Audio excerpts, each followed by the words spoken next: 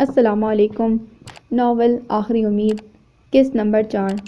علی رضا، تم اتنے کھوکھلے انسان ثابت ہوگے مجھے یقین نہیں آتا۔ تمہارے اندر نہ یقین پختہ ہے، نہ ایمان اور نہ ہی محبت۔ لیکن اس عورت کے لیے محبت کیوں کر اتنی پختہ ہو گئی؟ وہ نہ جانے کتنی دیر بیٹھی سوچتی رہی کہ ان کی پرانی ملازمہ سکینہ روتی ہوئی فاطمہ اور اس کا فیڈر لے کر اماں جان کے پاس آئی۔ بیگم صاحبہ، فاطمہ آپ کے سوا کسی اور سے دودھ نہیں پی رہی، کب سے کوشش کر رہی ہوں مگر فیڈر منہ سے نکال دیتی ہے۔ سکینہ نے فاطمہ کو اماں جان کی گود میں ڈالتے کہا، ارے میری بیٹی، آؤ میرے پاس، میری چندہ کو میں خود دودھ پلاؤں گی۔ اور اماں جان نے جلدی سے اپنی گود میں سمیٹ کر محبت سے چوما تو اس نے آنکھیں کھول کر مسکرا کر ان کی طرف دیکھا۔ اس نے خوشی سے جھرجھری لی تو اماں جان اور سکینہ مسکرا کر اسے دیکھنے لگیں۔ اماں جان نے فیڈر اس کے منہ میں ڈالا تو وہ فٹافٹ دودھ پینے لگی۔ بیگم صاحبہ دیکھیں تو صحیح، اس کو آپ کے ہاتھوں کی کتنی پہچان ہو گئی ہے۔ سکینہ نے مسکرا کر اماں جان سے کہا، ہاتھوں کی نہیں، محبت کے لمس کی۔ جس محبت سے میں اس کو چھوتی ہوں، اس کو اس محبت کی پہچان ہے۔ میرے چھونے سے اسے وہ خوشبو محسوس ہوتی ہے۔ ہر ایک کے چھونے کا احساس مختلف ہوتا ہے نا؟ اماں جان نے مسکرا کر کہا، دیکھیں تو صحیح کتنی چھوٹی ہو کر وہ آپ کی محبت کو محسوس کر رہی ہے، کتنی پرسکون ہو کر آپ کی گود میں لیٹی ہے۔ سکینہ نے مسکرا کر فاطمہ کی طرف دیکھتے کہا تو اماں جان اس کی بات سن کر ایک دم چونکی اور ان کے چہرے پر افسردگی کے تاثرات نمایاں ہونے لگے۔ وہ ایک دم سنجیدہ ہو کر فاطمہ کے سر پر محبت سے پیار پھیرتے ہوئے سوچنے لگیں، یہ میرا خون نہیں اور کتنی چھوٹی ہو کر میری محبت کا احساس اور لمس اسے خوش کر رہا ہے، اور وہ جو میرا خون ہے، جسے میں نے اپنی گود میں بٹھایا، سلایا، پلایا، کھلایا، اسے میری محبت میں کبھی کشش محسوس نہ ہوئی۔ کیا اس کے دل میں میرے لیے کوئی محبت نہیں؟ انہوں نے آہ بھر کر سوچا اور ان کی آنکھیں نم ہونے لگیں۔ میں جانتی ہوں آپ اس وقت کیا سوچ رہی ہیں، سکینہ نے اس کی طرف بغور دیکھتے پوچھا تو اماں جان نے چونک کر اس کی طرف دیکھا۔ کیا؟ اماں جان نے جانتے ہوئے بھی جان بوجھ کر سوال کیا۔ آپ علی میاں کے بارے میں سوچ رہی ہیں نا، کہ ان کے دل میں آپ کے لیے ایسی محبت کیوں نہیں؟ سکینہ نے آہ بھر کر کہا تو وہ چونکی۔ سکینہ، تم نے کیسے میرا دل پڑھ لیا؟ اماں جان نے آہ بھر کر پوچھا۔ ماں کے دل کو پڑھنے کی کیا ضرورت ہوتی ہے، اس کا چہرہ ہی سب کچھ بتا دیتا ہے۔ اس حویلی کا کام کرنے والی سب ملازمائیں جانتی ہیں آپ کو ہر وقت کون سا دکھ ستائے رکھتا ہے، اور اس بچی کو بھی آپ نے کس غم کو بھلانے کے لیے گود لیا ہے۔ سکینہ نے پہلی بار ان کو صاف گوئی سے ساری بات سنائی تو ایک دم اماں جان کی آنکھوں سے جھم آنسو برسنے لگے۔ یہ کیا بیگم صاحبہ، آپ کا دل اتنا ٹوٹا ہوا ہے کہ میری باتوں کی ذرا سی ٹھیس سے ہی کرچی کرچی ہونے لگا۔ سکینہ نے ان کے پاس بیٹھ کر محبت سے ان کی ٹانگیں دباتے کہا، سکینہ، مجھے نواب صاحب کی موت نے اتنا نہیں توڑا جتنا علی رضا کی جدائی نے۔ اس نے ساری زندگی حویلی کے باہر گزاری ہے، مگر تب میں اس کی جدائی کو یوں محسوس نہیں کرتی تھی جتنا اب کرتی ہوں۔ اماں جان نے روتے ہوئے کہا، تب آپ کو امید ہوتی تھی نا کہ علی میاں نے حویلی میں ایک نہ ایک دن واپس آنا ہے، اور اب کی بار امید ختم کر کے گئے ہیں۔ جب انسان کی آس ٹوٹ جاتی ہے تو اس کا دل بھی یوں ہی ٹوٹ جاتا ہے جس طرح آپ کا ٹوٹا ہوا ہے۔ سکینہ نے آہ بھر کر کہا تو اماں جان نے بھی آہ بھری۔ ہاں ٹھیک کہتی ہو، اب کی بار میری آس ہی ٹوٹی ہوئی ہے، وہ افسردگی سے بولی۔ لیکن آپ اپنی آس کو کیوں توڑ رہی ہیں؟ اللہ سے دعا کریں تو وہ ایک نہ دن ضرور واپس آ جائیں گے، سکینہ نے تسلی دیتے کہا۔ علی رضا کبھی نہیں آئے گا، وہ بہت ضدی ہے، میں اچھی طرح جانتی ہوں۔ اماں جان نے آہ بھر کر فاطمہ کے سر پر ہاتھ پھیرتے کہا جو دودھ پیتے ہوئے ان کی گود میں سو چکی تھی، بیگم صاحبہ کچھ نہیں کہا جا سکتا، جب اللہ دلوں کو موڑتا ہے تو پھر کوئی ضد باقی نہیں رہتی۔ اللہ کے سامنے بندے کی اوقات ہی کیا ہے، آپ اللہ سے دعا کریں وہ علی میاں کا دل بدل دے۔ سکینہ نے گہری سانس لیتے کہا تو اماں جان اس کی بات سن کر خاموش ہو گئیں۔ وہ اسے کیا بتاتی کہ وہ تو نہ جانے کب سے خدا سے دعائیں مانگ رہی ہیں، مگر ابھی تک ان کی امید نہیں بندھی تھی۔ وہ آہ بھر کر فاطمہ کی طرف دیکھنے لگیں اور سکینہ انہیں خاموش دیکھ کر وہاں سے اٹھ گئی تھی۔ پری نے آفس جانا شروع کر دیا، لیکن ٹامی کی دیکھ بھال کے لیے اس نے کرسچن لڑکے جارج کو مستقل رکھ لیا تھا۔ اس کا کام ٹامی کو ہر روز نہلانا دھلانا، باہر گھمانا پھرانا، اس کی خوراک کا خیال رکھنا تھا۔ جارج 20-21 سال کا لاوالی سا لڑکا تھا۔ وہ شوخ مزاج، سنجیدہ بات کو بھی ہنسی مذاق میں اڑانے والا تھا۔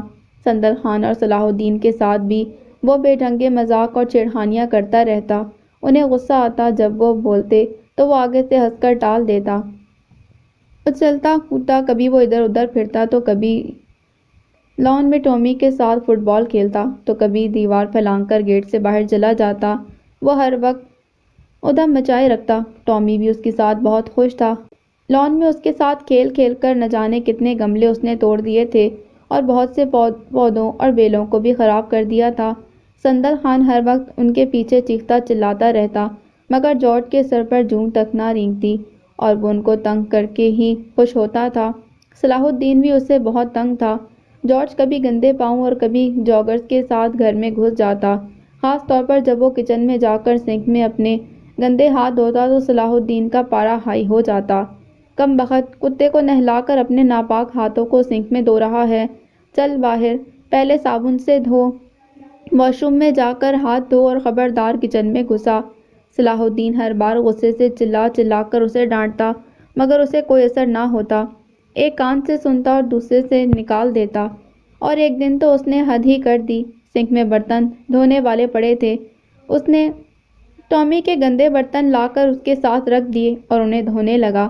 صلاح الدین کچن میں نہیں تھا۔ وہ جیسے ہی کچن میں آیا تو جارج کو برتن دھوتے دیکھ کر آپے سے باہر ہو گیا۔ تو ادھر کیا کر رہا ہے؟ صلاح الدین نے غصے سے پوچھا۔ دیکھ نہیں رہے ٹامی کے برتن واش کر رہا ہوں، وہ بہت سٹائل سے بولا۔ کم بخت مردود، یہ تو کیا کر رہا ہے؟ سارے برتنوں کو ناپاک کر رہا ہے۔ ناپاکی اور پاکی کا خیال نہیں، مگر تم لوگوں کو کیا تمیز، تم تو خود ایسے ہو، حرام کھانے پینے والے۔ صلاح الدین غصے سے چلاتا بولا، سنو، زیادہ منہ ماری کی ضرورت نہیں، میں تمہارا ملازم نہیں جو تمہاری باتیں سنوں، میں پری میڈم کو تمہاری شکایت لگاؤں گا۔ جارج دھمکی دیتے ہوئے بولا، ہاں تو میں بھی انہیں تمہاری کرتوتیں بتاؤں گا، جو کچھ تم کرتے ہو۔ جب سے اس گھر میں آئے سارے گھر کو گندا کر دیا ہے تم نے۔ صلاح الدین نے غصے سے ٹامی کے برتن اٹھا کر باہر پھینکتے ہوئے کہا، او گاڈ، یہ تم نے کیا کیا؟ اب ٹامی کس میں اپنا پھوٹ کھائے گا؟ جارج غصے سے بولا، جہنم میں جاؤ تم اور تمہارا ٹامی، سارے گھر کو غلاظت کا ڈھیر بنا کر رکھ دیا ہے، نہ کوئی جگہ پاک ہے نہ ہی کوئی چیز، نہ جانے کہاں سے عذاب ہم پر نازل ہو گیا ہے۔ صلاح الدین نے غصے سے بڑبڑاتے کہا۔ علی رضا آفس سے واپس آیا، ان دونوں کی آوازیں سن کر کچن میں آ گیا تو دونوں خاموش ہو گئے۔ کیا بات ہے؟ کس بات پر اتنا ہنگامہ ہو رہا ہے؟ سارے گھر میں تم لوگوں نے طوفان مچا رکھا ہے۔ علی رضا نے خفگی سے پوچھا، سر، یہ مجھ سے جان بوجھ کر جھگڑتا ہے، چھوٹی چھوٹی باتوں پر ڈانٹتا ہے۔ جارج غصے سے صلاح الدین کی طرف دیکھ کر بولا، کیوں صلاح الدین، تمہیں کیا پرابلم ہے اس سے؟ علی رضا نے اس سے پوچھا، صاحب، یہ ٹامی کو نہلا کر گندے ہاتھ سنک میں دھوتا ہے اور ابھی اس نے ٹامی کے گندے برتنوں کے ساتھ دوسرے برتن بھی دھونے شروع کر دیے۔ صاحب، یہ جان بوجھ کر ایسی گندی حرکتیں کرتا ہے کہ مجھے غصہ آ جائے۔ صلاح الدین نے خفگی سے منہ بنا کر کہا تو علی رضا کو بھی اس کی باتیں ناگوار لگیں۔ جارج، تمہیں بھی کچھ مینرز ہونے چاہیے، انسانوں کے ساتھ جانوروں کے برتن دھوتے کیا اچھا لگتا ہے؟ علی رضا نے غصے سے کہا، سر، برتن زیادہ گندے نہیں تھے۔ جارج آہستہ آواز میں بولا، پھر بھی جانور کے برتن گندے ہی ہوتے ہیں، چاہے جانور کتنے ہی صاف کیوں نہ ہو، آئندہ خیال کرنا۔ علی رضا نے خفگی سے کہا اور وہاں سے چلا گیا۔ جارج کو غصہ آ گیا اور وہ منہ بناتا وہاں سے چلا گیا۔ صلاح الدین کا موڈ بھی بہت آف تھا، وہ بھی غصے میں برتن اٹھا اٹھا کر ادھر ادھر پھینکتا رہا۔ جارج نے باہر آ کر غصے میں پری کا نمبر ملایا۔ بولو جارج، کیا بات ہے؟ پری نے نرمی سے پوچھا۔ میڈم، میں جاب چھوڑ کر جا رہا ہوں، جارج نے درست لہجے میں جواب دیا۔ کیوں؟ کیا پرابلم ہے؟ پری نے چونک کر پوچھا۔ میڈم، میں آپ کے گھر جاب نہیں کر سکتا، یہاں ہر بات میں بہت ریسٹرکشنز ہیں، یہ نہ کرو، وہ نہ کرو، یہ گندا ہے تو وہ ناپاک ہے۔ آئی ایم سوری میڈم، اس نے خفگی سے کہا۔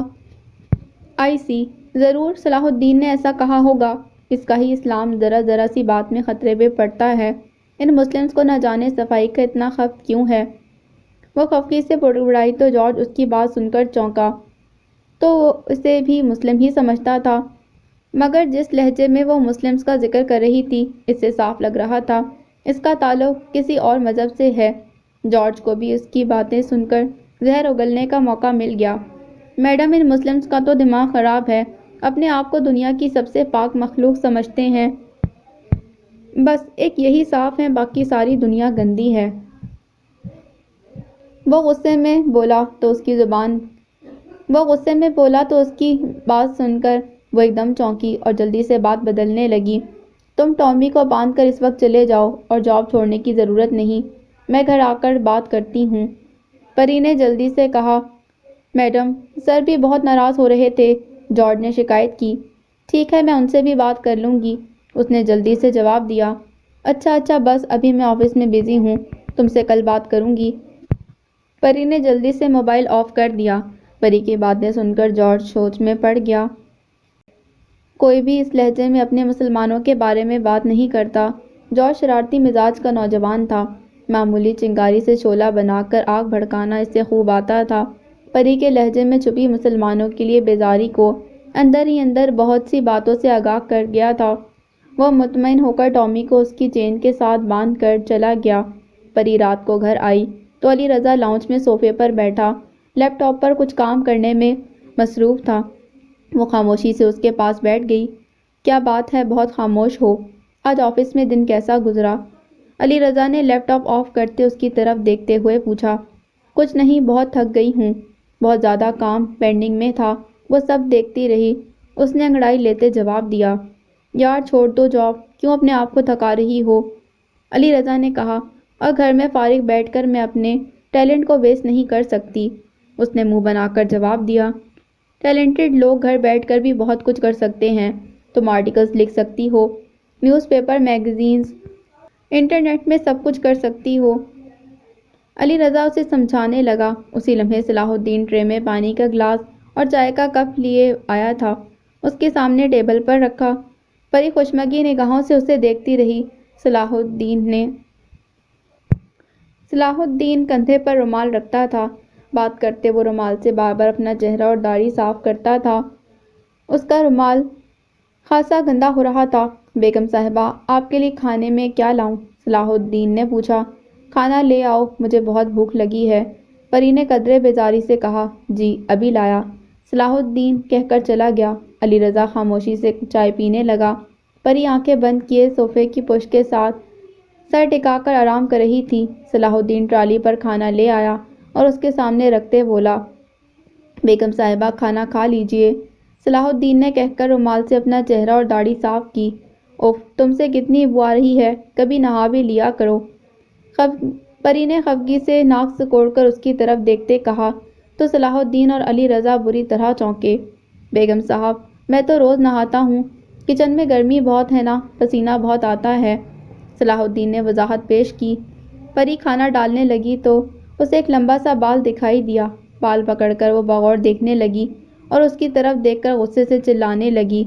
صلاح الدین، یہ بال کہاں سے آیا؟ ویسے تو تم بہت صفائی کی باتیں کرتے ہو، اور یہ کہاں سے آیا؟ میں اتنا گندا کھانا نہیں کھاؤں گی، لے جاؤ اسے واپس۔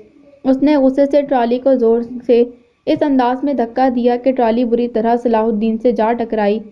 گرم سالن اس کی ٹانگوں پر گر گیا، وہ جلن سے کراہنے لگا۔ علی رضا گھبرا گیا اور جلدی سے صلاح الدین کو پکڑا۔ دکھاؤ، زیادہ تو نہیں جل گئے؟ علی رضا نے پریشان ہو کر پوچھا۔ نہیں صاحب جی، میں ٹھیک ہوں، وہ نم آنکھوں سے اسے دیکھتے ہوئے بولا۔ پری، کیا پرابلم ہے؟ بال ہی ہے نا، باہر نکال دو یا مت کھاؤ، مگر اس طرح بیہیو کرنا ٹھیک نہیں، علی رضا نے نرمی سے اسے سمجھاتے کہا۔ ٹامی کے بال تمہارے کوٹ پر لگے تو ناپاک ہو گیا، اس نے میرے ساتھ کھانا کھایا تو تم لوگ کے دل خراب ہونے شروع ہو گئے، اور اس کی داڑھی کا بال میرے کھانے میں نکلا تو کوئی بات نہیں، پری غصے سے بولی۔ نہیں بیگم صاحب، یہ میری داڑھی کا بال نہیں، میری داڑھی تو ساری سفید ہے اور یہ بال کالا ہے۔ ہاں یاد آیا، جارج کمبخت بال کھولے کچن میں گھوم رہا تھا، یہ اسی کا بال ہے، صلاح الدین نے کہا تو پری اور علی رضا اس کی بات سن کر چونکے۔ بکواس بند کرو، تم سے تو ویسے ہی برداشت نہیں ہو رہا، اس پر کبھی کوئی الزام لگاتے ہو تو کبھی کوئی۔ وہ بہت گھٹیا اور تم بہت گھٹیا اور کمینے انسان ہو۔ خبردار، اب تم نے اس کے ساتھ جھگڑا کیا، اب دفع ہو جاؤ یہاں سے۔ پری ایک دم ہائپر ہو کر بولی تو علی رضا اس کے تیور دیکھ کر حیران رہ گیا۔ وہ تو پری کو بہت نرم مزاج سمجھتا تھا اور اب اس کا لب و لہجہ ہی بدل گیا۔ صلاح الدین کی آنکھوں سے آنسو گرنے لگے۔ اس نے بے بسی سے علی رضا کی طرف دیکھا۔ تم کچن میں جاؤ، میں صبح تم سے بات کروں گا، علی رضا نے کہا تو وہ خاموشی سے ٹرالی کھینچتا وہاں سے چلا گیا۔ پری، تمہیں کیا ہو رہا ہے؟ اتنی ہائپر تو تم کبھی نہیں ہوئی، اور تم نے اس ٹون میں پہلے کبھی بات نہیں کی۔ یہ لوگ جو ہمارے سرونٹس ہیں، ہمیں ان سے پولائٹلی بات کرنی چاہیے، علی رضا نے نرمی سے اسے سمجھایا۔ علی، تم ہر بات میں مجھے بلیم دیتے ہو اور تمہارے اس ایٹیٹیوڈ کی وجہ ان لوگوں کے دماغ خراب ہوئے ہیں، میری کوئی رسپیکٹ نہیں کرتے۔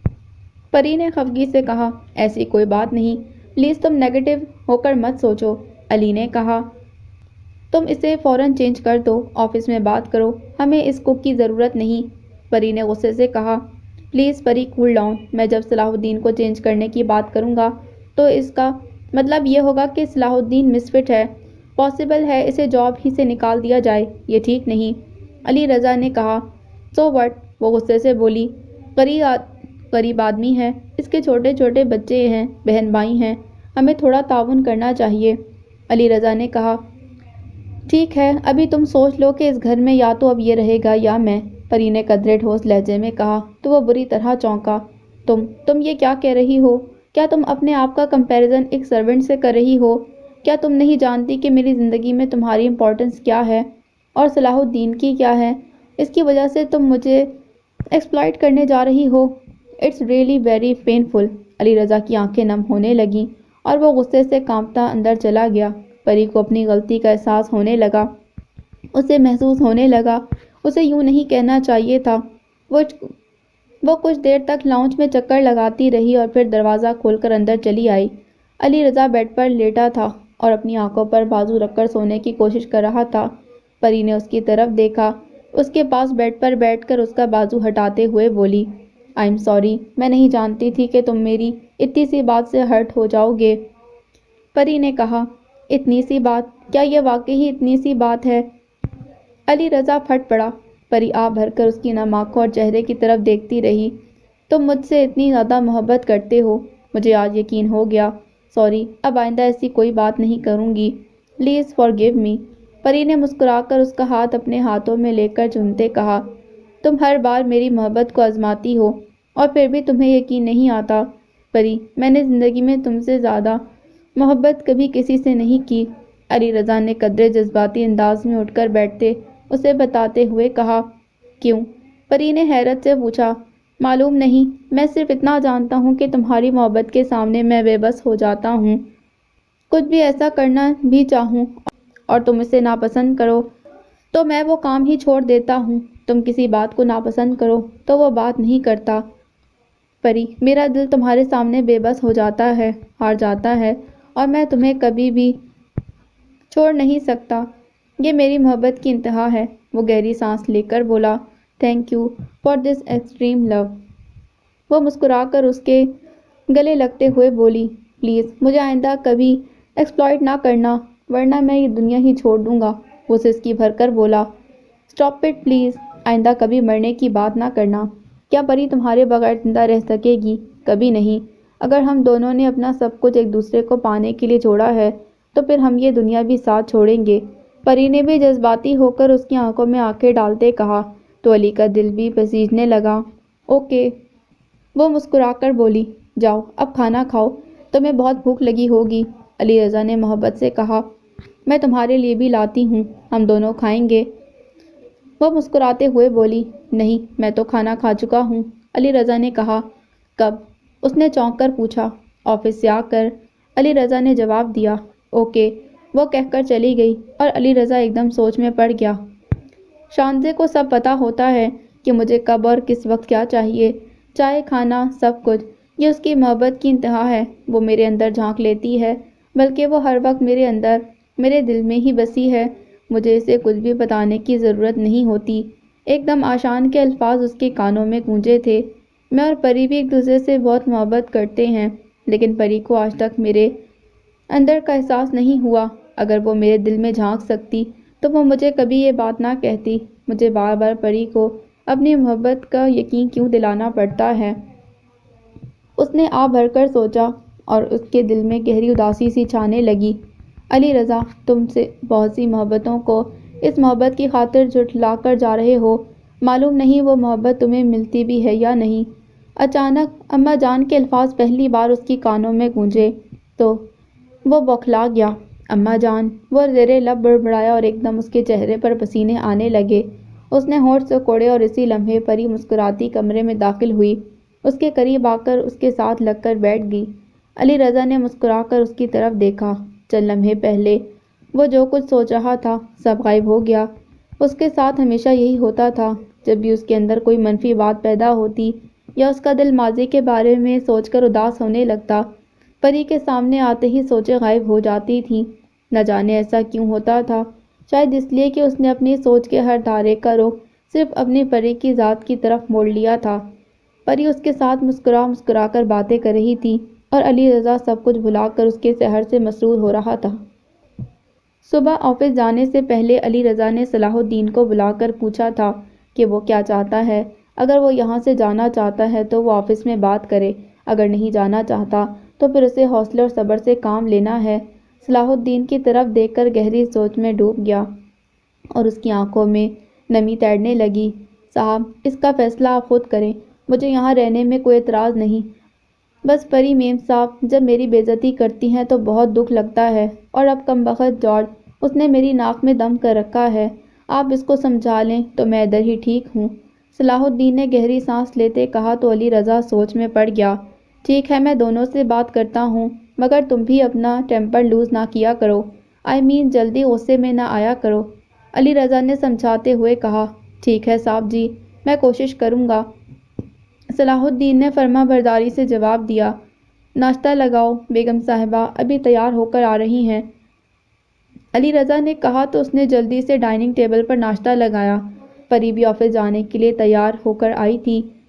اس نے کاٹن کی سلیو لیس شرٹ پہن رکھی تھی جو دیکھنے میں بہت آکورڈ لگ رہی تھی۔ اس کا گریبان اور سٹائل اتنا آڈ تھا کہ دیکھنے والا ایک بار ضرور چونک کر اسے دیکھتا۔ وہ مسکراتی اس کے ساتھ بیٹھ گئی اور سلائس پر جیم لگانے لگی۔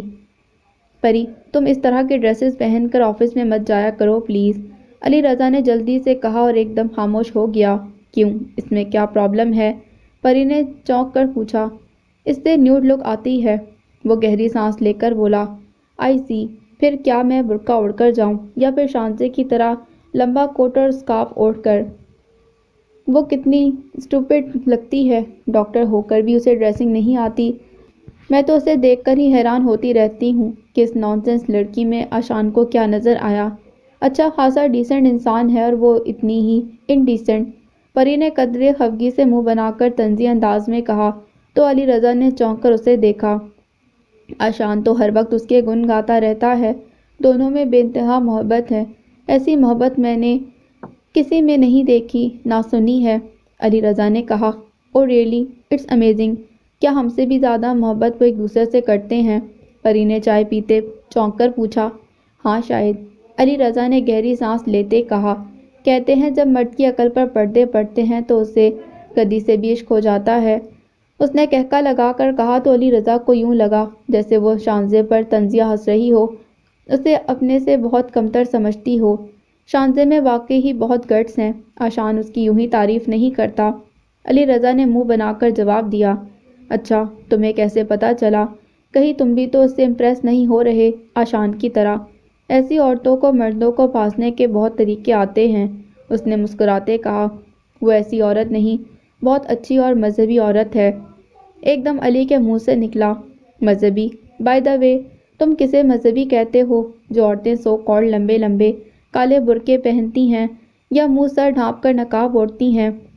میرے خیال میں تو ایسی عورتیں سب سے زیادہ کرپٹ ہوتی ہیں، میرے پاس عورتوں کی جتنی ٹرو سٹوریز آتی ہیں ان میں زیادہ تر یہی نقاب پوش عورتیں ہوتی ہیں، اس نے قدرے نخوت سے طنزیہ انداز میں کہا۔ میں اس وقت کسی بھی قسم کی بحث کرنا نہیں چاہتا، پلیز تم یہ شرٹ چینج کر کے آفس جانا، میں دوسروں کی نہیں اپنی عزت کی بات کر رہا ہوں۔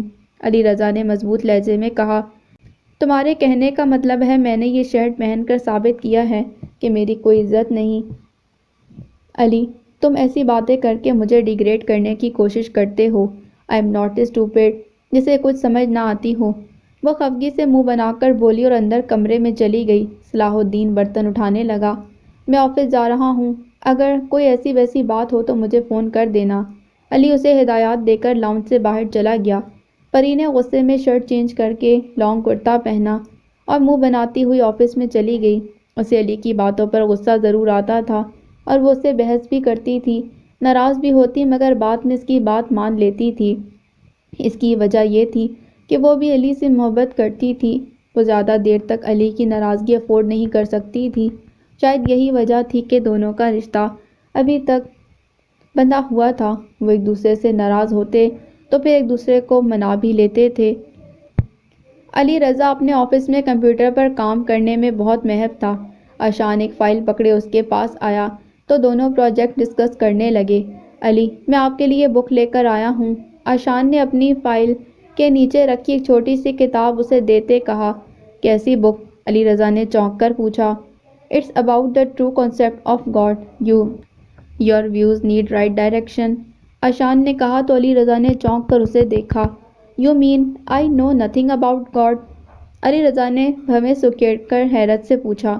ایسا میں نے کب کہا ہے؟ کبھی کبھی ہم کسی چیز کے بارے میں انفارمیشن ضرور رکھتے ہیں مگر ایگزیکٹ نالج نہیں رکھتے۔ I am sure you are a good Muslim, تو ڈیفینیٹلی آپ کو اللہ کے بارے میں نالج ہوگا، عشان نے جان بوجھ کر معنی خیز انداز میں کہا اور اس کے چہرے کی طرف بغور دیکھنے لگا۔ علی رضا کے چہرے کے تاثرات بدلنے لگے۔ اس نے بوکھلا کر نظریں چراتے کہا، of course I do have. Ali Raza نے جلدی سے جواب دیا، یہ بہت انٹرسٹنگ بک ہے، بہت لاجیکل انداز میں اس میں ڈسکشن کی گئی ہے، ڈفرینٹ ریلیجنز میں کانسیپٹ آف گاڈ کو ڈسکس کیا گیا ہے۔ آپ اسے گھر لے جائیے اور پری بھابھی کو بھی پڑھنے کو دیں، عشان نے کہا تو علی رضا بک پکڑ کر اسے کھول کر دیکھنے لگا اور خاموشی سے اپنے سائڈ ٹیبل پر رکھ دی۔ لگتا ہے آپ کو بک اچھی نہیں لگی، عشان نے اسے بغور دیکھتے کہا۔ یہ تو میں پڑھ کر ہی بتاؤں گا، ابھی ہم اس پروجیکٹ پر ڈسکشن کر لیں تو زیادہ اچھا ہے، علی رضا نے قدرے سنجیدگی سے کہا تو عشان نے گہری سانس لی اور فائل کھول کر پھر ڈسکشن کرنے لگا۔ عشان اس کے آفس سے چلا گیا تو اس نے کتاب پکڑی اور کھول کر اسے پڑھنے لگا۔ پہلی لائن نے ہی اسے جھنجھوڑ دیا۔ خدا اس طاقت کا نام نہیں جو صرف اوپر آسمانوں میں رہتا ہے، بلکہ وہ تو اس زندہ وجود کا نام ہے جو دلوں میں رہتا ہے، جسموں کو متحرک کرتا ہے اور روحوں کو ہمیشہ زندہ رکھے گا۔ علی رضا جوں جوں پڑھتا گیا اس کے اندر اضطراب بڑھنے لگا۔ اس کا اضطراب اتنا بڑھنے لگا کہ اس نے بک بند کر کے ٹیبل کی دراز میں رکھ دی اور خود سگریٹ سلگا کر اس کے گہرے کش لگانے لگا۔ مجھے کیا ہونے لگا ہے؟ ہر وقت مجھے کوئی نہ کوئی بات پریشان اور بے چین کیوں کرنے لگتی ہے؟ کیا میں نے پری سے شادی اس کی محبت کو پانے کے لیے کی؟ اور اب اس کی محبت کو پا کر بھی میں اپنے اندر عجیب سی بے چینی محسوس کرتا ہوں۔ میں جانتا ہوں وہ بھی مجھ سے بہت محبت کرتی ہے، مگر جب ہم دونوں ایک دوسرے کے قریب جاتے ہیں تو وہ قرار اور چین کیوں نہیں ملتا جو شادی سے پہلے میں اس کی کمپنی میں محسوس کرتا تھا؟ نہ جانے مجھے کیا ہو گیا ہے۔ وہ سر تھام کر بیٹھ گیا اور بوجھل دل کے ساتھ پھر کمپیوٹر پر کام کرنے لگا۔ پری بھی اپنے آفس میں کمپیوٹر پر بیٹھی اپنی ای میلز چیک کر رہی تھی۔ بہت سے ریڈرز نے اس کے پیپر پر ای میلز لکھی تھیں، کچھ کی تنقیدی آراء تھیں اور کچھ نے اپنے محکمانہ مشورے لکھے تھے۔ پری پڑھ پڑھ کر ہنس رہی تھی۔ اس کی اسسٹنٹ نتاشا بھی اس کے پاس بیٹھی اس کی میل سن کر انجوائے کر رہی تھی۔ اچانک میل چیک کرتے کرتے ایک میل اس کی نظر کے سامنے سے گزری جس میں لکھا تھا، پری، اگر تم پیرن بہرام ہو تو میں تمہیں انفارم کرنا چاہتی ہوں کہ تمہاری مما آرمینا بہرام کی کینیڈا میں ڈیتھ ہو گئی ہے۔ تمہاری کزن ایشنا۔ پری کے چہرے کے تاثرات بدلنے لگے اور اس کی آنکھوں کے آگے اندھیرا چھانے لگا۔ نتاشا، پلیز تم ابھی یہاں سے جاؤ، میری طبیعت خراب ہو رہی ہے۔ اس نے جلدی سے کمپیوٹر آف کرتے پاس بیٹھی نتاشا سے کہا، میم آپ ٹھیک تو ہیں نا؟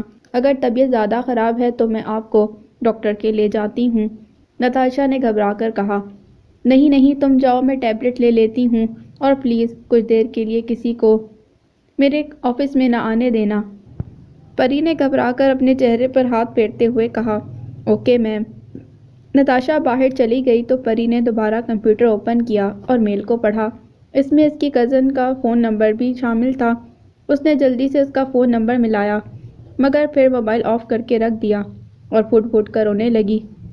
میں کیسی بیٹی ہوں جو اپنی ماں کی موت پر کسی کے سامنے کھل کر رو بھی نہیں سکتی اور نہ ہی اب ان کو یاد کر سکتی ہوں۔ مما میں کیا کروں؟ مما آئی لو یو ٹو مچ۔ آپ کو کیسے بتاؤں میں آپ کو کتنا پیار کرتی ہوں، کتنا یاد کرتی ہوں۔ اس روز مجھے چکر بھی آپ کو یاد کرتے آیا اور میرا مسکیریج بھی ہو گیا۔ مما آپ مجھے چھوڑ کر اس دنیا سے کیوں چلی گئی ہیں؟ وہ دونوں ہاتھ چہرے پر رکھ کر روتے ہوئے بڑبڑائی، پیرن چھوڑا تو تم نے ہمیں ہے، مجھے اور اپنے پاپا کو، ہماری محبتوں کو پاؤں تلے روند کر تم نے کیا کیا ہے؟ تمہیں اس کا ذرا بھی خیال نہ آیا کہ ہم تمہارے بغیر کیسے رہ پائیں گے؟ اسے یوں لگا جیسے اس کی ماں اس کے سامنے کھڑی ہو اور اسے سوال کر رہی ہو۔ آئی ایم سوری مما، میں کیا کرتی؟ آپ لوگ علی کو ایکسیپٹ نہیں کر رہے تھے اور میں اس سے بہت محبت کرتی تھی، اس نے سسکی بھر کر کہا۔ اور ہم بھی تو تم سے بہت محبت کرتے تھے، اب تو تم خوش ہونا علی کو پا کر؟ اس کی ماں نے غصے سے کہا، نہیں ماما میں خوش نہیں ہوں، مجھے اب بہت یاد آتی ہیں، پاپا بھی، میں آپ لوگوں کو بہت مس کرتی ہوں۔ میں کیسے بتاؤں میں آپ دونوں کے بغیر خوش نہیں؟ وہ ہونٹ بھینچ کر سسکیاں بھرتے ہوئے بولی، پیرن تمہاری جدائی کے غم نے اتنا نڈھال کر دیا تھا مجھے کہ مجھ سے زندہ رہنا مشکل ہو گیا، تم سوچ بھی نہیں سکتی میں تمہارے لیے کتنا روئی ہوں، اس کی ماما نے سسکی بھر کر کہا اور پری ٹیبل پر سر رکھ کر شدت سے آنسو بہاتی رہی۔ آپ میری وجہ سے اس دنیا کو چھوڑ کر چلی گئیں، پاپا کو اکیلے چھوڑ کر آپ کیوں چلی گئی ہیں؟ آپ کو ایسے نہیں کرنا چاہیے تھا۔ وہ آنکھیں بند کر کے آنسو بہا رہی تھی اور ماں سے شکوے شکایات کرتی رہی۔ پیرن اب اپنے پاپا کا خیال رکھنا۔ اسے اپنے کانوں میں ماں کی سرگوشی محسوس ہوئی تو اس نے ایک دم ہڑبڑا کر آنکھیں کھول دیں اور حیرت سے ادھر ادھر دیکھنے لگی۔ پاپا، وہ زیر لب بڑبڑائی اور پھر پھٹ پھٹ کر رونا شروع ہو گئی اور آفس سے باہر نکل گئی۔ علی رضا آفس سے لوٹا تو سندل خان نے گیٹ کھولا۔ پری کی گاڑی پورچ میں کھڑی تھی۔ وہ گاڑی سے اترا اور چونک کر سندل خان سے پوچھنے لگا، کیا بیگم صاحبہ گھر آ گئی ہیں؟ علی رضا نے حیرت سے پوچھا، جی صاحب جی، وہ تو دوپہر کو ہی آ گئی تھیں، سندل خان نے بتایا۔ اچھا؟ وہ حیرت سے بڑبڑایا اور اندر جانے لگا کہ جارج نکر پہنے گیلے ٹامی کو پکڑے لاؤنج سے باہر نکل رہا تھا۔ اس کے گرد اس کا ٹاول لپٹ رہا تھا مگر پھر بھی پانی کے قطرے نیچے گر رہے تھے۔ یہ تم ٹامی کو اندر کیوں لے کر جاتے ہو؟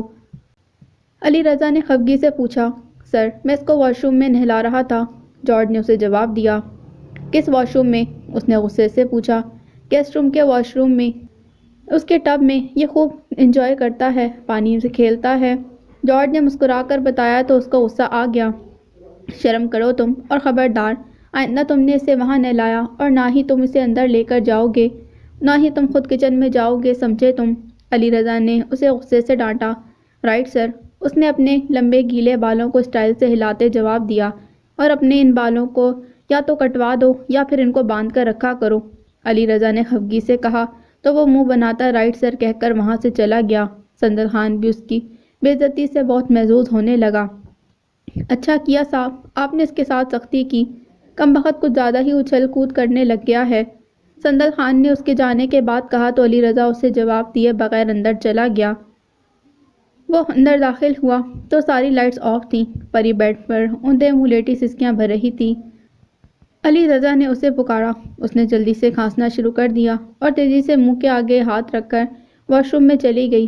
علی رضا اسے آوازیں دینے لگا مگر اس نے واش روم کا دروازہ بند کر لیا۔ واش بیسن کے آئینے میں اپنے چہرے کو دیکھ کر پھر پھوٹ پھوٹ کر رونے لگی۔ اس کی آنکھیں رونے سے سرخ ہو رہی تھیں۔ پری تم اپنی ماں کی موت پر کھل کر آنسو بھی نہیں بہا سکتی، یہ تم نے علی رضا کے ساتھ کیسا معاہدہ کر لیا ہے؟ اپنے ماں باپ کو بھلانے کا، ان کی محبت اور ان کی چاہتوں کو بھلانے کا، ماضی کو دفن کر کے حال میں جینے کا۔ ممکن ہو سکتا ہے یہ؟ پاس کے بغیر بھی کوئی انسان زندہ رہ سکتا ہے، انسان جہاں بھی رہتا ہے اس کا ماضی اس کے تعاقب میں رہتا ہے۔ ماضی کی پرچھائیاں کبھی کہیں دفن نہیں ہو سکتی، وہ ہر لمحہ ہر وقت انسان کے ساتھ رہتی ہیں۔ میں کیا کروں علی رضا، میں تمہیں بھی نہیں چھوڑ سکتی، تم میرا حال ہو، اور ماما کے بعد پاپا کو میں کھونا نہیں چاہتی۔ کیا کروں، میں نے کیوں تمہارے ساتھ کمٹمنٹ کر لی؟ وہ زاروں کے تار آنسو بہاتے ہوئے سوچنے لگی۔ دروازے پر دستک بڑھتی جا رہی تھی۔ پری، دروازہ کھولو، کیا پرابلم ہے؟ خدا کے لیے مجھے کچھ تو بتاؤ۔ علی رضا باہر کھڑا پریشانی سے بڑبڑا رہا تھا اور وہ زور زور سے دروازہ بھی پیٹ رہا تھا۔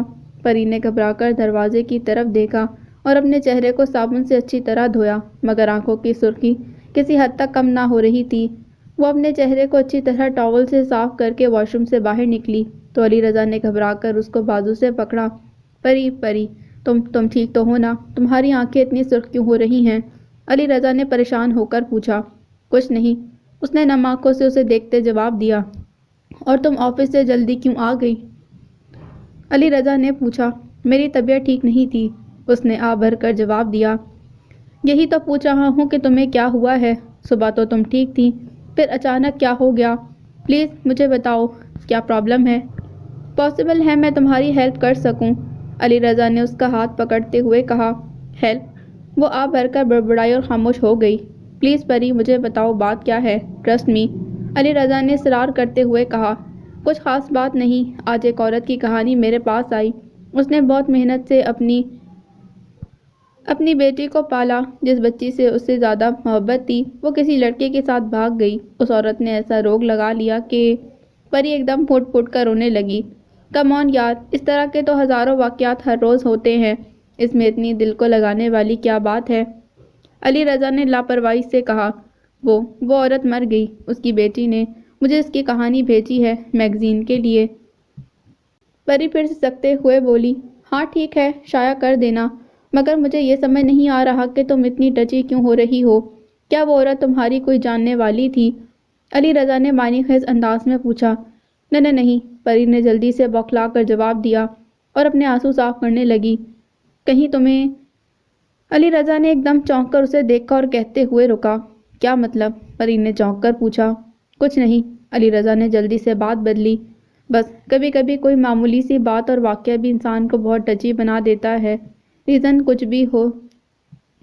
پری نے آہ بھر کر جواب دیا، مگر علی رضا خاموش ہو گیا، جیسے اس کے اندر کی کیفیت جان گیا ہو۔ اسے سمجھ بھی نہیں آ رہی تھی کہ پری کیوں اتنا رو رہی تھی۔ اس کی آنکھیں اس کے اندر کی کیفیت بتا رہی تھیں۔ آنکھوں سے مسلسل آنسو تب بھی بہہ رہے تھے۔ جب دل کو کسی اپنے کی طرف سے گہری چوٹ لگتی ہے تب دل یوں ہی بات کرتا ہے، بات کرتے کرتے رو پڑتا ہے، تڑپتا ہے، اور آنکھیں اس کی بےتابی اور بے قراری کو برداشت نہ کرتے ہوئے یوں ہی بات بے بات آنسو بہاتی ہیں۔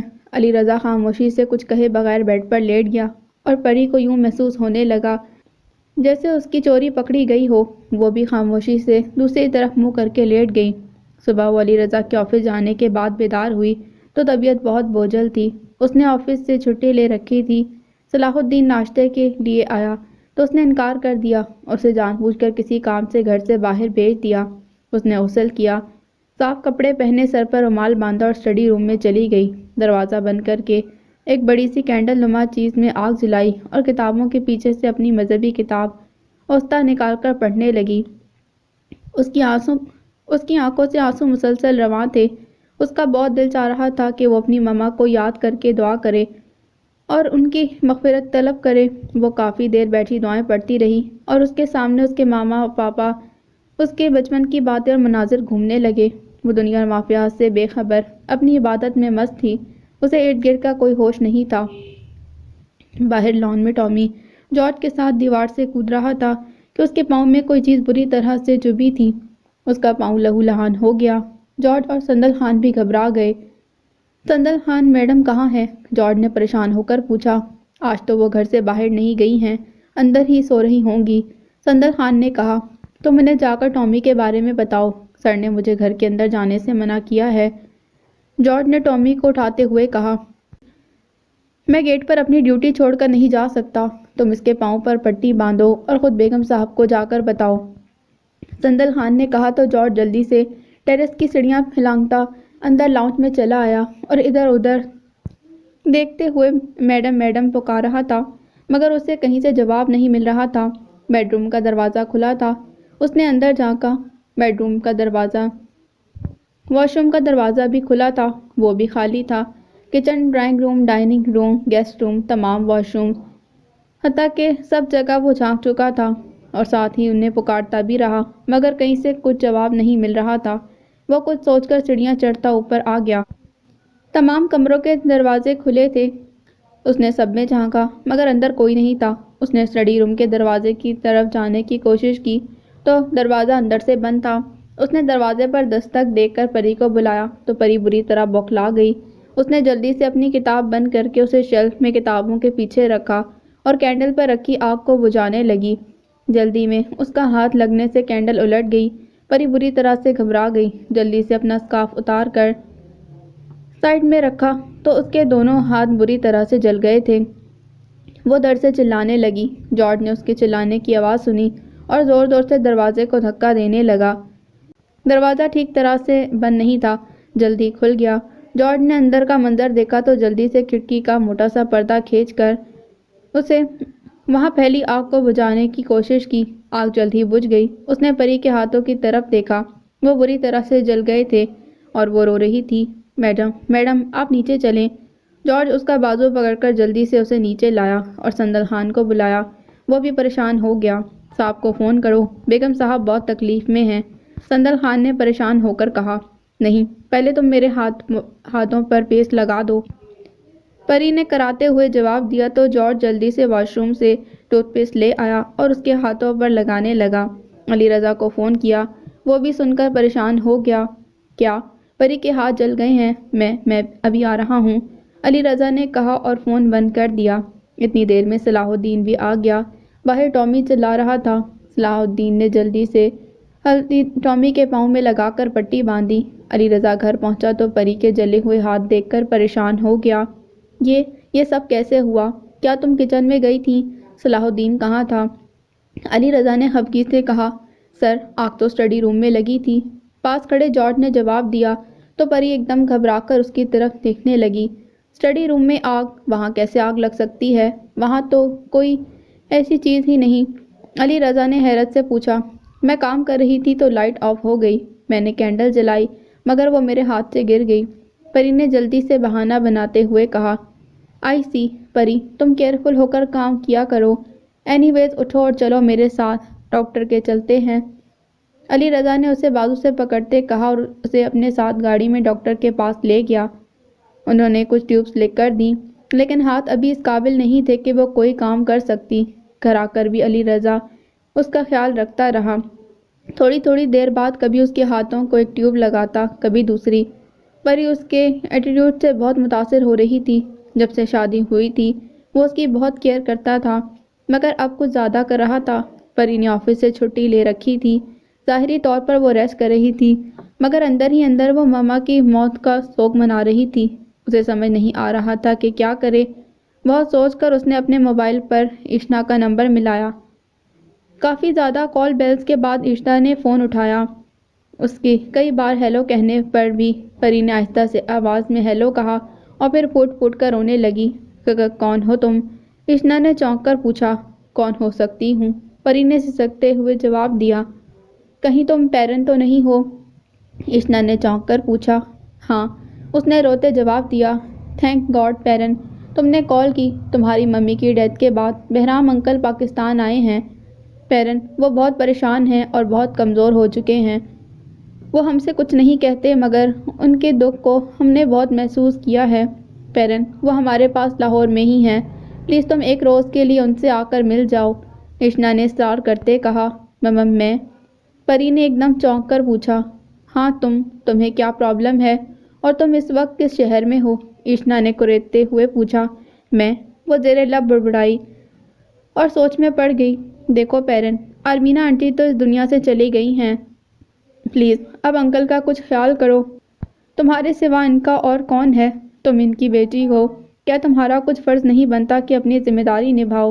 اشنا نے اسے زور دیتے کہا تو وہ خاموش ہو گئی اور موبائل آف کر دیا۔ میں کیا کروں؟ میں کس دوراہے پر کھڑی ہوں؟ اگر پاپا کو ملنے جاتی ہوں تو میں علی کو چیٹ کروں گی، اس کے ساتھ اپنی کمٹمنٹ توڑوں گی، پھر وہ بھی اپنی اماں جان سے ملنا شروع کر دے گا اور ہماری لائف ڈسٹرب ہو جائے گی۔ نہ میں علی کو چھوڑ سکتی ہوں نہ پاپا کو۔ وہ آ بھر کر سوچنے لگی اور اس کی آنکھوں سے آنسو رواں ہو گئے۔ تم ان کی بیٹی ہو، کیا تمہارا کچھ فرض نہیں بنتا کہ اپنی ذمہ داری نبھاؤ؟ اشنا کے الفاظ اس کے کانوں میں گونجنے لگے اور اس کے سامنے وہ مناظر گھومنے لگے جب اس کے پاپا اس کے کتنے ناز نخرے اٹھایا کرتے تھے۔ وہ اگر ایک بار کسی چیز کی فرمائش کرتی تو پاپا نہ جانے کہاں کہاں سے ڈھونڈ کر لاتے۔ وہ کبھی ناراض ہوتی تو وہ اسے ہر ممکن طریقے سے منانے کی کوشش کرتے۔ وہ اکثر اپنی فرینڈز کے سامنے اپنے پاپا کی اتنی تعریفیں کرتی کہ فرینڈز حیران ہو کر اس کی باتیں سنتی اور وہ مسکرا کر فخری انداز میں کہتی، "yes, my papa is the best father of the world". وہ خوش ہو کر بتاتی، "but I did not prove myself the best daughter". اس نے آ بھر کر سوچا اور بری طرح سسکنے لگی۔ "Pareen, your father needs you now". اس کی ماما نے اس کے کان میں سرگوشی کی۔ "او گاڈ، میں کیسے علی کو ڈاج کروں؟ وہ مجھ سے بہت محبت کرتا ہے، اس کا دل ٹوٹ جائے گا جب اسے پتہ چلے گا"۔ وہ اپنے آپ سے الجھنے لگی لیکن ہمت نہیں کر پا رہی تھی کہ وہ کوئی بولڈ سٹیپ لے کر اپنے پاپا سے ملنے جائے۔ سوچ سوچ کر اس کا ذہن پریشان ہو رہا تھا۔ علی آشان کی دی ہوئی کتاب کو اپنے سامنے ڈاکیومنٹس کے ساتھ چھپا کر گھر لے آیا تھا۔ آفس میں اس کے صفحات پڑھے تھے تو نادانستہ اس کا دل چاہنے لگا کہ وہ اس کو اچھی طرح پڑھ کر دیکھے۔ وہ پری کے سامنے تو ایسی کتابیں نہیں پڑھ سکتا تھا اور نہ ہی کبھی بھول کر تذکرہ کرتا تھا کہ کسی بھی قسم کا اختلاف نہ شروع ہو جائے اور دونوں کے درمیان کسی قسم کی تلخی نہ پیدا ہو جائے۔ رات کو جب پری سو گئی تو وہ خاموشی سے کتاب لے کر اسٹڈی روم میں چلا گیا۔ دروازے کو بند کر کے کتاب پڑھنے لگا۔ گو کہ اسٹڈی روم کو صلاح الدین نے اچھی طرح صاف کرایا تھا مگر جلنے کی بو ابھی بھی آ رہی تھی۔ اس نے کھڑکیاں کھولیں اور تازہ ہوا کے جھونکے آہستہ آہستہ اندر آنے لگے۔ وہ پرسکون ہو کر کتاب پڑھنے لگا۔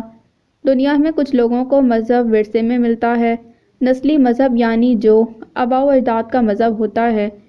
ان کی اولادیں بغیر تحقیق کیے اور انہیں عقل کی کسوٹی پر پرکھے ان کی پیروی کرتی ہیں۔ ان میں ان کی سوچ اور عقل کا دخل نہیں ہوتا اور کچھ لوگوں کو مذہب عقل کی بنیاد پر پرکھ کر خود منتخب کرنا پڑتا ہے۔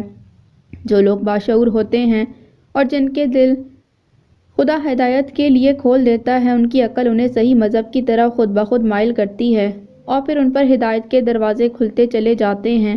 وہ عقلی طور پر منتخب شدہ مذہب ان کے اندر ایسی شمع روشن کرتا ہے جو ان کے اندر کی تاریکیوں کو ہمیشہ کے لیے ختم کر دیتی ہے اور پھر مرتے دم تک اس شمع کے نور سے منور رہتے ہیں، پھر کبھی نہیں بھٹک سکتے۔ اس نے کتاب بند کی اور سوچ میں ڈوب گیا۔ میرے پاس کون سا مذہب ہے؟ نسلی مذہب۔ میں مسلمان اس لیے ہوں کہ میرے ماں باپ مسلمان ہیں۔ بغیر تحقیق کیے میں ان کے بتائے ہوئے مذہب کو فالو کرتا ہوں۔ فالو بھی کیا کیا ہے؟ جب اماں جان نے بہت ڈانٹا تو نماز پڑھ لی، قرآن بنا سوچے سمجھے پڑھا، نماز کا مطلب سمجھا نہ قرآن کا۔ اسلام کا تمغہ اپنے سینے پر سجائے میں سمجھتا رہا کہ میں ایک مسلمان ہوں، بغیر عقل کی کسوٹی پر پرکھے میں اپنے ماں باپ کے مذہب سے کیسے مطمئن ہو گیا؟ میں نے کبھی اس سوال پر پہلے غور کیوں نہیں کیا؟ میں کیوں مسلمان ہوں؟ کیا زندگی میں مذہب کا ہونا ضروری ہے؟ انسان مذہب کے بغیر بھی تو زندگی گزار سکتا ہے۔ مذہب کیا ہے؟ صرف چند نظریات کا نام، وہ بھی کسی ہادی پیغمبر یا مصلح کے بتائے ہوئے نظریات۔ اب میں اور پری بھی تو بغیر مذہب کے ایک اچھی زندگی گزار رہے ہیں۔ ہمیں زندگی گزارنے کے لیے مذہبی نظریات کی ضرورت نہیں ہے۔ اس کے ذہن میں الٹے سیدھے سوالات ابھرنے لگے۔ وہ ہر سوال کے جواب میں اپنی طرف سے ہی جواب دے دیتا مگر اس کا دل کبھی مطمئن ہوتا تو کبھی الجھنے لگتا۔ وہ اٹھ کر اسٹڈی روم میں چکر لگانے لگا اور کھڑکی کے پاس کھڑا ہو کر باہر آسمان کی طرف دیکھنے لگا۔ چاند اور ستارے چمک رہے تھے۔ اگر آسمان پر چاند اور ستارے نہ ہوں تو کیا آسمان کا وجود باقی نہیں رہے گا؟ یقیناً رہے گا۔ آسمان بھی ایک ایسی ہی حقیقت ہے، اسے بھی ان چاند ستاروں کی طرح مذہب کی زیادہ ضرورت نہیں۔ یہ کتاب بے معنی ہے، خواہ مخواہ مجھے الجھانے لگی ہے۔ مجھے اسے پڑھنے کی کوئی ضرورت نہیں، اسے پری سے چھپا کر رکھ دینا چاہیے۔ اس نے کتابیں ہٹا کر اس کتاب کو پیچھے رکھنا چاہا تو اس کے ہاتھ پری کی مذہبی کتابیں اوستا اور گاتھا لگیں۔ وہ ایک دم چونک گیا اور انہیں کھول کر پڑھنے لگا۔ اس کے چہرے پر حیرت کے تاثرات نمایاں ہونے لگے۔ اس کا مطلب ہے پری یہاں بیٹھ کر یہ پڑھتی ہے اور شاید اپنی عبادت بھی کرتی ہے۔ کہیں وہ مجھے… اس کے ذہن میں گھنٹیاں سی بجنے لگیں۔ کیا پری نے مجھ سے اپنی کمٹمنٹ توڑ دی ہے؟ وہ اپنے مذہب پر پوری طرح عمل کرتی ہے اور میرے سامنے پوز کرتی ہے کہ وہ کچھ ایسا نہیں کرتی۔ کیا پری مجھ سے جھوٹ بولتی ہے؟ ان کے مذہب میں جھوٹ بولنا تو کسی حالت میں بھی جائز نہیں، اور جھوٹ پر جھوٹ بولتی رہی ہے۔ اوہ گاڈ، یہ سب کیا ہو رہا ہے؟ میں پری پر اپنی ذات سے زیادہ ٹرسٹ کرتا رہا ہوں اور وہ مجھ سے ہی جھوٹ مجھ سے… وہ ہونٹ دانتوں تلے دبا کر سوچ میں پڑ گیا اور پری کی کتابوں کو واپس رکھا اور پھر اپنی کتاب کو دوسرے شیلف میں کتابوں کے پیچھے چھپا کر کرسی پر بیٹھ گیا۔ لائبریری کی چھت کو گھورتے ہوئے گہری سوچ میں ڈوب گیا اور وہیں سو گیا۔ پری اپنے کمرے میں بیڈ پر سو رہی تھی۔ اس کے ذہن میں اپنے پاپا کے بارے میں سوچیں سمائی ہوئی تھیں۔ وہ نیند میں آہستہ آہستہ پاپا پاپا بڑبڑانے لگی۔ ایک دم ہڑبڑا کر اٹھی اور گھبرا کر ادھر ادھر دیکھنے لگی۔ وہ چونک کر بیڈ پر علی رضا کی سائڈ پر دیکھنے لگی۔ علی رضا بیڈ پر نہیں تھا۔ وہ بری طرح گھبرا گئی۔ علی کہاں گیا؟ وہ گھبرا کر بیڈ سے اتری اور ادھر ادھر علی کو تلاش کرتی ہوئی سارے گھر میں گھومنے لگی۔ کہیں علی مجھے چھوڑ کر تو نہیں چلا گیا؟ اس نے گھبرا کر سوچا اور ایک دم اس کی آنکھوں میں نمی اترنے لگی۔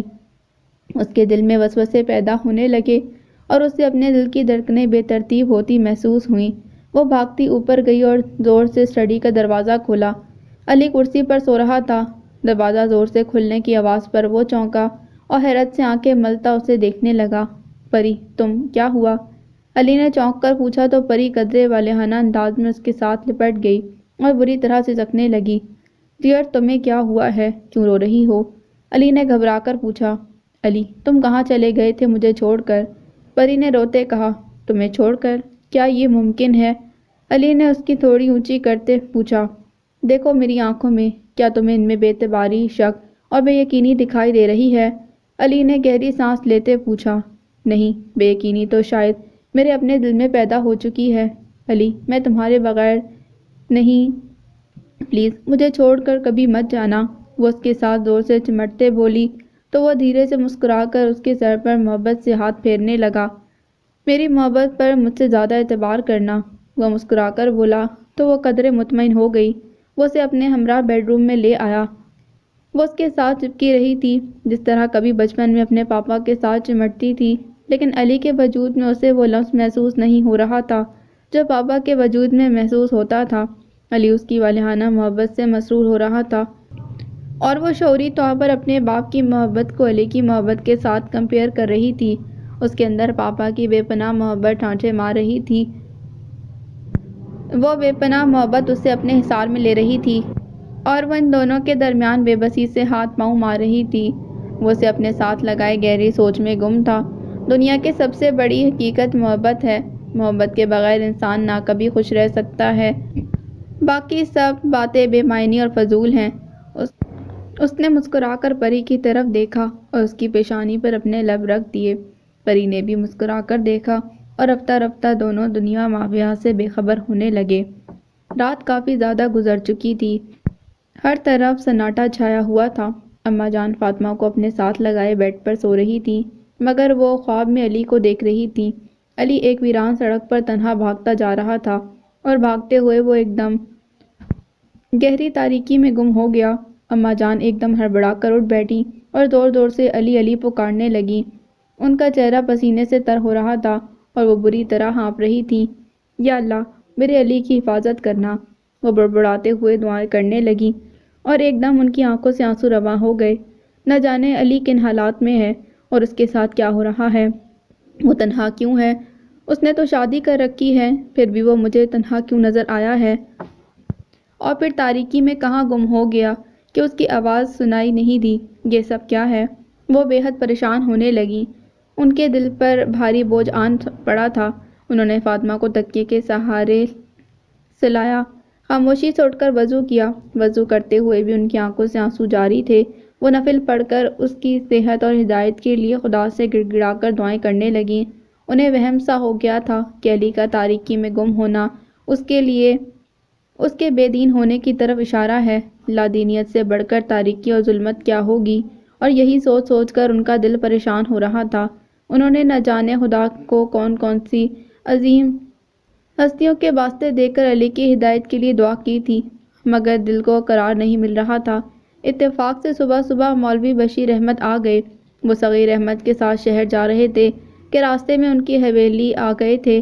بلقیس بانو اور فاطمہ کی خیریت بھی معلوم کر لی۔ اماں جان کا دل پہلے ہی بھرا ہوا تھا، مولوی صاحب کے ساتھ لگ کر رونے لگیں۔ ارے بیٹا، کیوں اتنا رو رہی ہو؟ کیا علی بہت یاد آ رہا ہے؟ انہوں نے پوچھا تو اماں جان نے انہیں علی کے بارے میں دیکھا ہوا خواب سنایا تو وہ بھی سن کر پریشان ہو گئے۔ بابا جان، اس خواب کا کیا مطلب ہے؟ یہی نہ کہ علی نے جو لادینیت کا راستہ اپنایا ہے وہ تاریکی ہے نا؟ بابا جان، میں اپنے بیٹے کو تاریکی کے اس دلدل میں نہیں دیکھ سکتی، آپ ہی بتائیے میں کیا کروں؟ اماں جان نے روتے ہوئے کہا، بیٹا، اس کے لیے صرف دعا ہی کی جا سکتی ہے کہ اللہ اس کے سینے میں ہدایت کا نور پیدا کر دے، اسے اسلام کے لیے کھول دے۔ اسے ابھی اس نعمت کی قدر نہیں ہو رہی۔ جب تک انسان کو کسی شے کی قدر نہیں ہوتی، اسے نہ اس کی اہمیت کا احساس ہوتا ہے اور نہ ہی اسے پانے کی کوئی تمنا اور جستجو ہوتی ہے۔ اللہ جانے علی رضا کے دل کو کیا ہو گیا ہے۔ ہمارے خاندان میں کوئی بھی ایسا بچہ نہیں جسے اسلام سے محبت نہ ہو، مولوی صاحب نے تعصب سے کہا تو اماں جان پریشان ہو کر ان کا منہ دیکھنے لگیں۔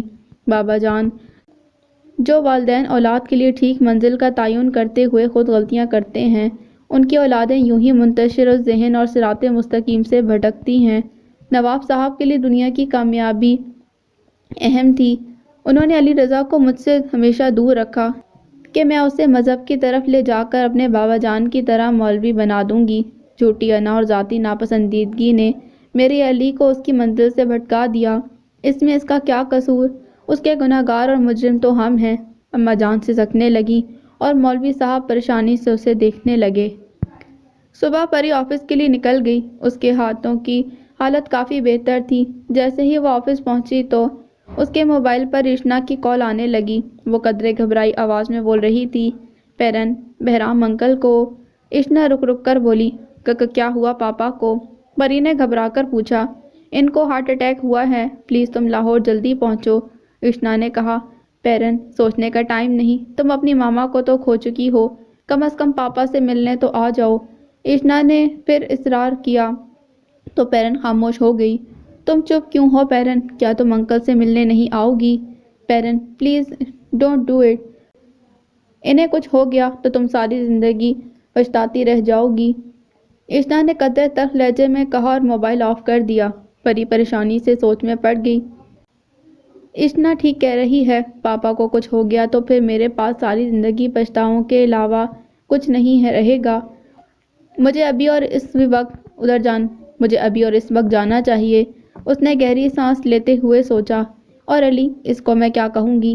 وہ آفس میں چکر لگا کر سوچنے لگی۔ اس نے کچھ سوچتے علی کا نمبر ملایا۔ Pari, are you okay? Ali نے جلدی سے بات کرتے پوچھا۔ یس آئی ایم فائن۔ علی، مجھے 1-2 روز کے لیے لاہور جانا پڑ رہا ہے، ایک آفس میٹنگ کے سلسلے میں، پری نے بہانہ بناتے کہا۔ وٹ، تم لاہور جا رہی ہو اور وہ بھی میرے بغیر؟ علی نے حیرت سے پوچھا۔ ہاں، ایمرجنسی کال آئی ہے، ابھی میں آفس پہنچی تو وہ آہستہ آواز میں بتانے لگی۔ نہیں، تم میٹنگ کینسل کر دو، تم میرے بغیر کیسے جا سکتی ہو؟ علی نے قدرے سنجیدہ انداز میں کہا۔ علی، پلیز، اس میٹنگ میں میرا جانا بہت ضروری ہے، اور میں کیا کہہ کر میٹنگ میں جانا کینسل کروں گی؟ پری نے نرمی سے پوچھا۔ یس، بس تم کہہ دو تمہارا ہسبینڈ پرمیشن نہیں دے رہا۔ علی رضا نے خفگی سے کہا۔ پوچھا جائے گا، کیوں؟ تو پھر میں کیا کہوں گی؟ پری نے پھر پوچھا۔ کم آن یار، پلیز 2 دن کی تو بات ہے۔ کم آن علی، پلیز 2 دن کی تو بات ہے، میں آج جا رہی ہوں، پرسوں آ جاؤں گی۔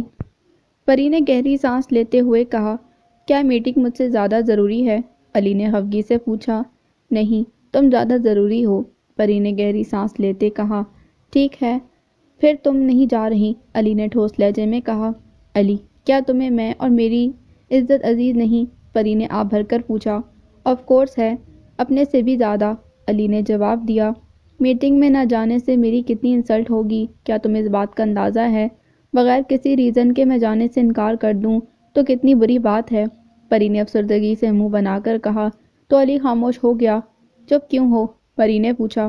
ٹھیک ہے چلی جاؤ، مگر پرسوں کا مطلب پرسوں ہے، یہ 2 دن تمہارے بغیر کیسے گزریں گے تم سوچ بھی نہیں سکتی۔ علی نے آہ بھر کر کہا۔ اچھی طرح جانتی ہوں، لیکن میں پرسوں ضرور آ جاؤں گی۔ پری نے اسے مطمئن کیا۔ اوکے، میں تمہیں خود ایئرپورٹ ڈراپ کرنے آ جاتا ہوں، علی نے کہا۔ نہیں نہیں، آفس کا ڈرائیور مجھے ڈراپ کر دے گا۔ Thank you darling, I will be in touch with you, Pari نے دھیمے سے مسکرا کر کہا۔ Okay, I will be too, Ali نے کہا اور موبائل آف کر دیا۔ پری نے سکون کی سانس لی اور جلدی سے فلائٹ لے کر لاہور کے لیے روانہ ہو گئی۔ راستے میں ہر 2 منٹ بعد علی کی میسیجز اور کالز آتی رہیں اور وہ اس سے اتنے زیادہ کیئرنگ رویے پر متاثر ہوتی رہی تھی